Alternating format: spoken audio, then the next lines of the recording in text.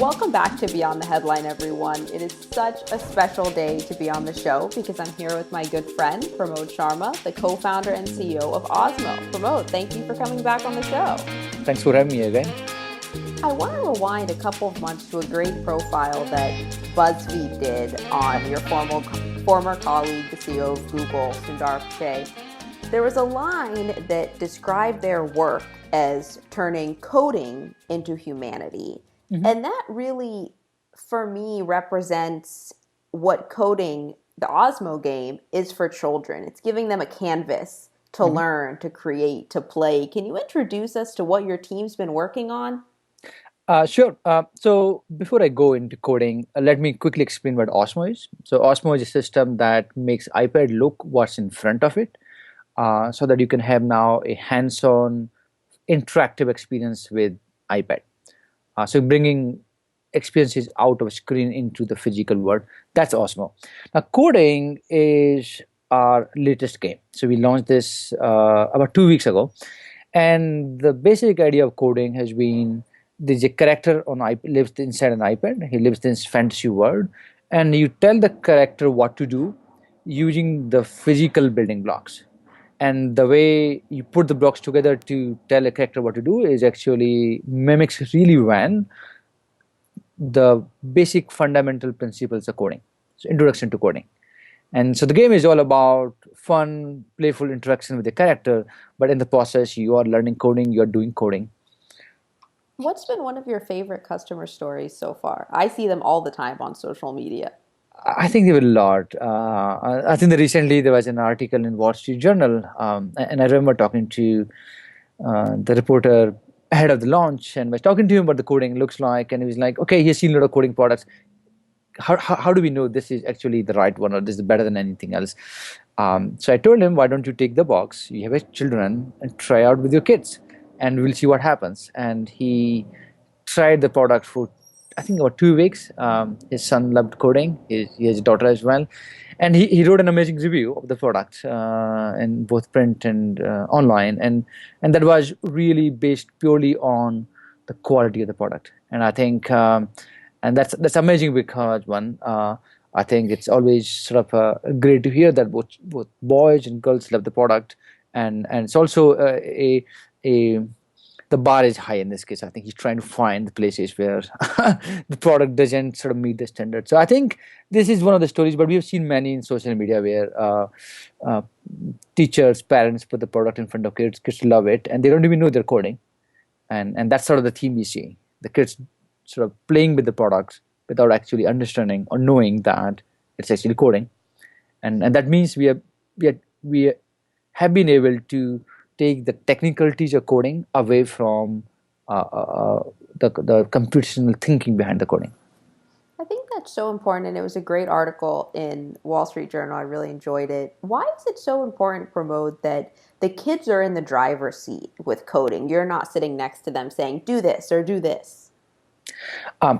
Fundamentally, coding is telling computers what to do. That's all it is to coding. You tell computer what to do. I think the art of coding is telling computer efficiently, and the word efficient is actually the most important, efficiently what to do. That means if you are going to be good at coding, you need to be in the driver's seat. You need to be telling in the coding game Awbie what to do next. So I think it's so fundamental that if you want to teach someone coding, let them drive it, let them try it themselves, because that's where the coding begins. Have you guys had any core learnings or aha moments about the way kids learn as you develop this new product? I think many. I think that if I had to pick one, I would say it will be around experimentation. So, for example, in the game, we have this fantasy world where Awbie can go around, and the world has lakes, trees, all sort of interesting sort of visual elements. And there is a right way to take Awbie from point A to point B. And we have built the game in such a way that there are reasons for you to go to follow a path. But what we learn from children is kids will explore, they will experiment, they will do things that we didn't anticipate they are going to do. So for example, if there's a big tree, we expect the kid to go around the tree, but what child will do is they'll push the Awbie to go and hit the tree and see what happens. And I think that experimentation is such a core part of children, and we see this constantly. And now we try to design the product for a failure mode as well. What if kids try to do something else that's not part of like the right way to do this, alternate ways of doing coding? So I think that like learning that exploration, experimentation is built in children has been one of the sort of biggest thing for us in this game.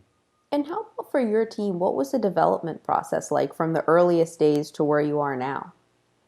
Um, so the game originally was designed by three people out of Northwestern University, Felix, Ariel, and Eric, and these guys were not part of Osmo. They used the Osmo platform. They saw that what they were trying to do, this whole hands-on learning, coding, Osmo was a really good platform to make that happen. So these guys built the prototype, and at some point they came over to our office. We had a demo, and it was mind blowing to see such a different take on coding, and as well as what Osmo could enable. And after that, these guys came on board, and we have had um, a strong focus on build for a week or two, play test with kids, iterate. So we have been in this iterative mode from 7 or 8 months. So we had a team of seven or eight people, and we have been iterating like crazy in the last couple of weeks. And by keeping kids in the loop, and that's the only way we could build something that kids will love. So your daughter had a lot of work to do. Uh, I think for this one, I actually kept the game away from her until it was really ready, because I don't want her to always experiment or always get to see the early versions, because then her impression of Osmo is going to be different. So for future games, I'm always trying to make sure that she get to see some finished product as well. You got to treat her like the high quality customer she is. She's your number one. Definitely. I want to touch on, a lot of stuff of AI and learning for kids, but one question I have real quick for you, Pramod, is what is it about Osmo that's so contagious that when I learned about coding, despite not being a child, I was so excited?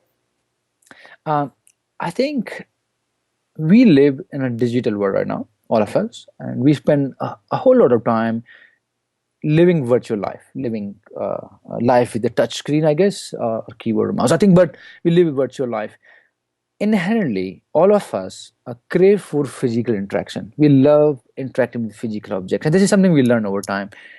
And I think there's a native feel to using your hand to do things, and that we have seen constantly has been an attractive part. When you see these two mediums, and I think the one medium is so familiar, the one you're living right now, other one is so natural and familiar to you, which is medium of physical interactivity. And I think that has been always very exciting for children, for us.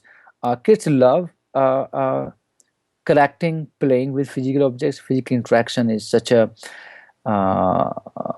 fun interaction for not just children, for us, but I think more so for children. And so I think that's the part that's attractive behind Osmo, that we are getting the physical interaction and then we are getting the interactivity of digital together.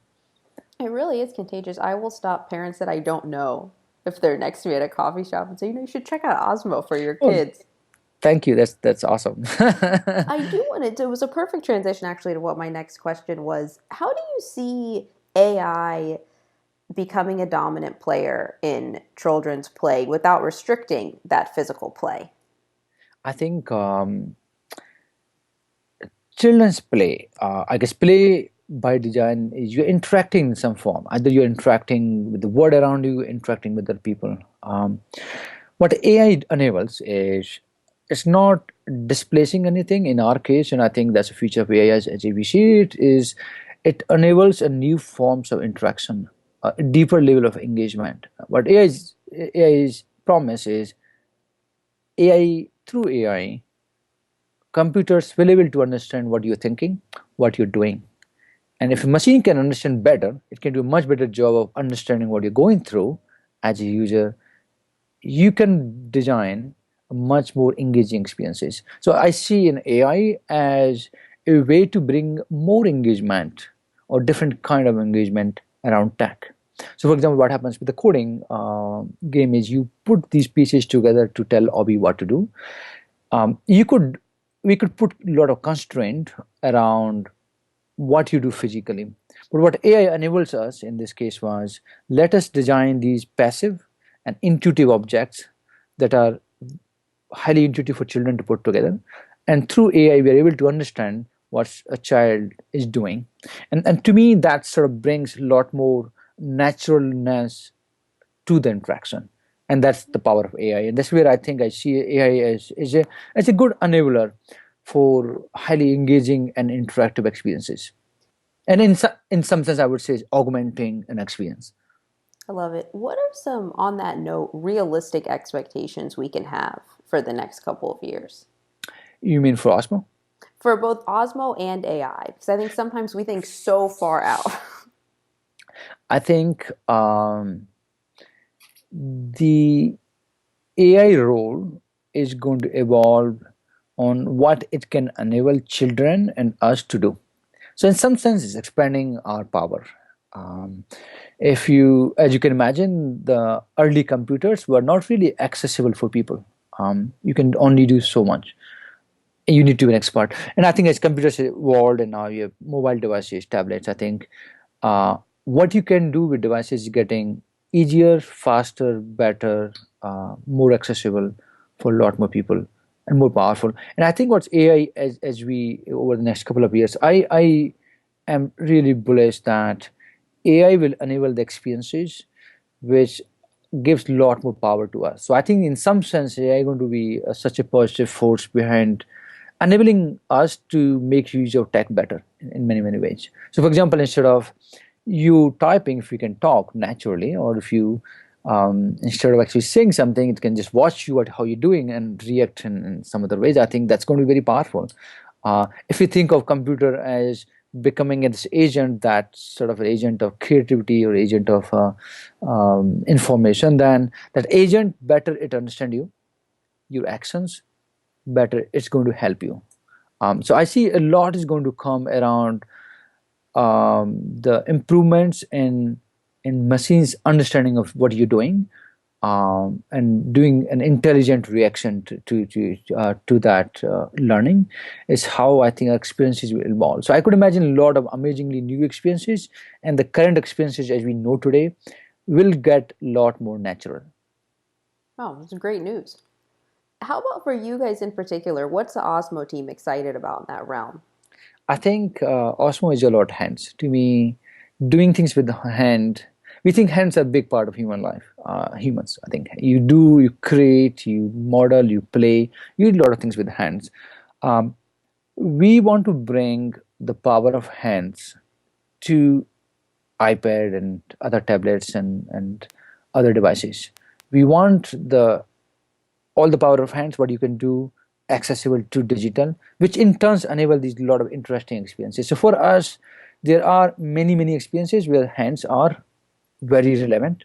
Uh, Building to crafting to sharing to playing to make. There are many many experiences where we are going to bring them to Osmo, which in some sense bring them to iPad, that are sort of disjoint right now. And we're super excited about the possibilities around what we can do with sort of tech and power of hands. I wish I could see into the future 3 years in Osmo and see what was coming out. I interestingly we don't. I actually don't plan 3 years. It's a very long time. I think our approach is a lot more iterative. We're constantly iterating on so what's coming next and how things are moving and what's fun, what's exciting. We do believe that you need inspiration and then you need a lot of play testing and iteration around the experiences. So I think it's going to be surprising for us as well what comes 3 years down the line. What's your favorite part of coding? The game. The coding game, I think to me, there's a part where um, you could connect a lot of commands together to do a lot of things. For example, there's one way here this part of the word where there's a trampoline. You can make Obi jump from one place to another, and I think making him do these things in sequence, it's like you plan a lot in ahead and actually make Obi do that. I think it's always very exciting. We have some of the more advanced command like repeat. You can have a block of code that you repeat, and I think to me is sort of seeing that in action. Because when I learned coding, it was also it Awbie wasn't there. That level of accessibility wasn't there. So I think it was a little more dry, and I think Awbie is trying to turn that dryness into something more, lot more interactive and fun, and exciting. And to me, is putting a lot of things together for Awbie to do. I think is always exciting part. And for all the things that you were putting together on the back end with the team and with the company, what have you walked away with this experience with? What are your core insights about it? Um, you mean building around the team or As the? far as all of the efforts that you guys have placed into making coding into an incredible game for kids, and we are all very excited to see what the future will hold for it. What are you going to take away from the experience and what everyone went through together? I think two things comes to my mind. Number one is we could not imagine this last year. The form in which we launched the product and some of the innovations we did, we could not have imagined. And that is the number one thing.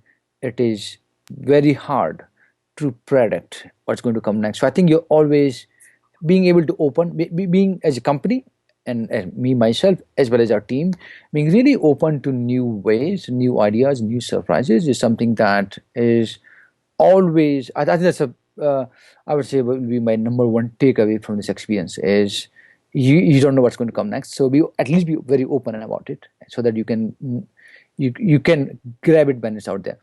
uh, Number two, I think for me personally would be, and this is not new, is as company scales, as we become bigger, we really see the power of team, power of other people coming up with ideas.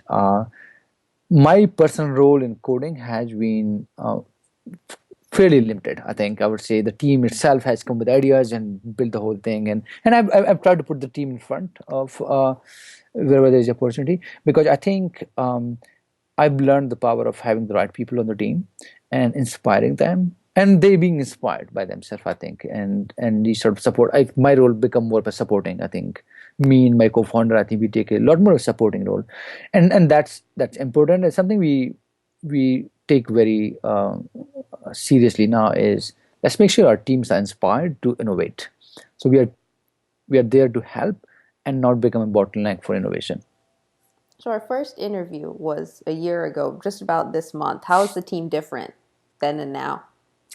I think we definitely have tried to put little bit structure in the team, a little more organization in the team. So I would say team is a lot more organized now.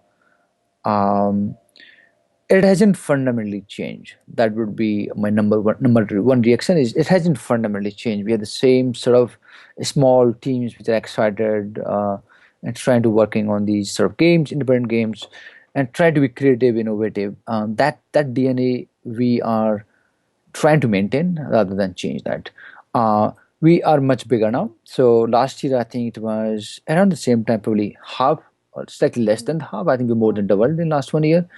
Uh, we have a lot more support on the business side. We have a stronger retail marketing team. I think are much stronger than last year, bigger than last year, and we are trying to make sure the people are focused on owning what they do, owning a game, and sort of taking from a start to finish themselves. So we're trying to build this sort of a structure where that structure can enable all the innovation in parallel. And I think that's always a challenge for a bigger companies. As you grow bigger, you don't sort of you don't really move in parallel. You do one thing but bigger and bigger, and at some point, you sort of don't innovate anymore. So we think we have a lot to innovate. There's a huge opportunity in front of us, and I want to make sure our team is set up right for that. So we definitely have made progress in the setup, but the DNA hasn't changed much. How do you plan to continue doing that as the team grows? Is there any practices or habitual traditions that you guys have that really unite you? I think there's a lot. I can talk a lot on this, but I think the biggest one is people. So again, come to people. So to me is I believe that if you want to scale a company, you need a stronger a leadership team, a stronger management team. So I put a lot of energy in making sure that we're building a strong management team. The role of management is really support the innovation, support the creative work, and not to slow it down. So I think how do you build a management team um, will determine how far can you go, and it's really the individuals in the management team that can scale themselves as company grows. So I think that number one thing we think a lot about how strong is the management team, and I think the second one I would say is communication. uh, Communication architecture of a company fails as you get more people. People are out of touch, they don't know what's going on, there's a lot of confusion. So we're putting a lot more energy into being very transparent within our team. For example, every Friday we have TGIFs, and I try, me and other folks in the company, we try to be as transparent as possible on what's going on so that people have context.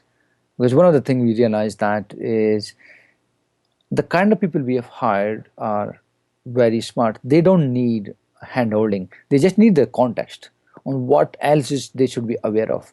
So as a management team, if you have a stronger management team that's sort of removing all the friction and we have a strong communication architecture, I think we will go very far in terms of scaling the company. All right, Pramod, I love that. Two more questions for you before we go that are right on that light. As you reflect on the development of coding and really just the last year as you've grown and you were sharing, do you have a favorite team story or aha moment that you guys had?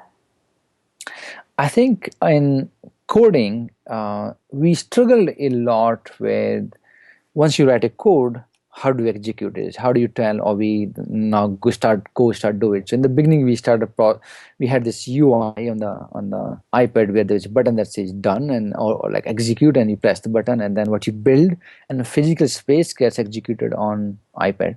Now that I think was a little bit strange because you're experimenting a lot. So going back and forth between a screen and the physical space was always be a challenge. And we have been the team has been thinking a lot about this from a day one on. How do you tell Awbie go right now? And can you do this in a physical space? So we actually built the team built a couple of different prototypes to make that happen. At some point, um, one of the team member came up with what is play button today, which is actually a purely passive button. You press this button that has these two things that come. Actually, there are two sort of white markers that go down. So effectively, you're giving a visual optical feedback to iPad by pressing a button, and that is magic because you get the haptic feedback of pressing a button, but you don't need any sensor, you don't need Bluetooth.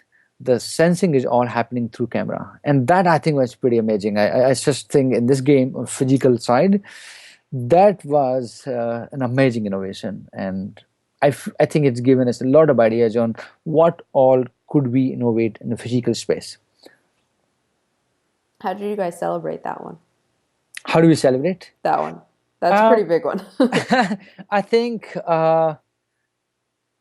that's a good question. I think our celebration is a lot around being hungry for more innovation. I think we're more excited about, oh my God, we just did this. That means we can do a lot more interesting stuff, I think. And I've seen our team is kind of crazy that we keep on going, like we just don't stop. We keep on sort of like um, uh, finishing one thing and then sort of moving to the next one and sort of more and more innovation. And I think that's important for a startup. And I think the kind of team we have built is it's a very innovative team. We love being innovative, and we're always hungry for more innovation.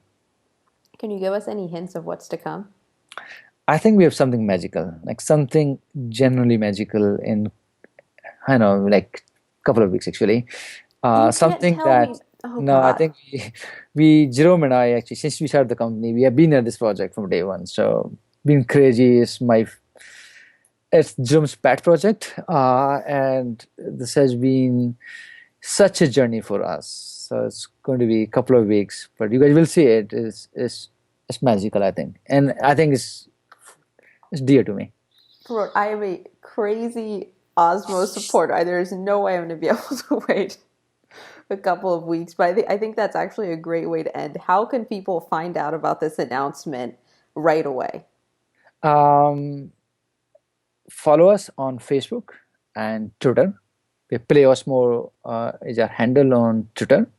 And I think facebook.com/playosmo. I think we're going to make a big announcement. And you can keep track on our website, playosmo.com, where we keep on updating on what's coming next. So stay tuned. There's a lot of exciting stuff coming up soon.